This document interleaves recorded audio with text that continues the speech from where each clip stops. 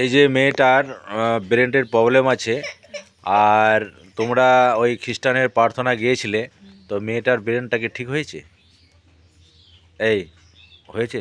তোর ব্রেন ঠিক হয়েছে? হয়নি। কতদিন প্রার্থনা গিয়েছিলে? 1 বছর ধরে প্রার্থনা করতে গিয়েছিলে, কিন্তু ব্রেন মানে তবু ব্রেনটা ঠিক হলো না।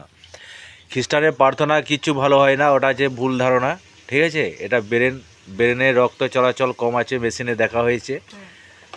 মনে রাখতে পারছে না, মেমোরিটা কম আছে, মেমোরিটা এই যে মানে মনে রাখতে পারছে না।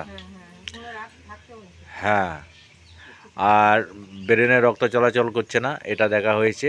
কিন্তু এটা কোনো প্রার্থনা বা ওই খ্রিস্টানের প্রার্থনা করতে গিয়েছিলে, এটা কিন্তু ওটা ভালো হবে না, ঠিক আছে? আর নিজের ধর্ম বাদ দিয়ে অন্য ধর্মে যাওয়াটা আরও বড় পাপ, ঠিক আছে?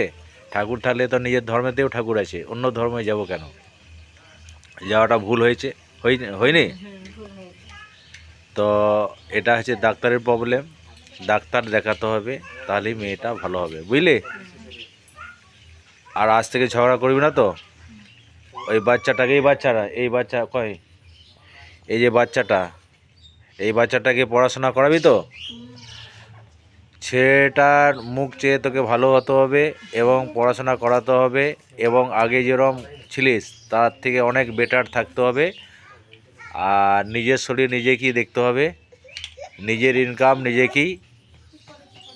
ইনকাম রাস্তা নিজেকেই দেখে নিতে হবে, ঠিক আছে?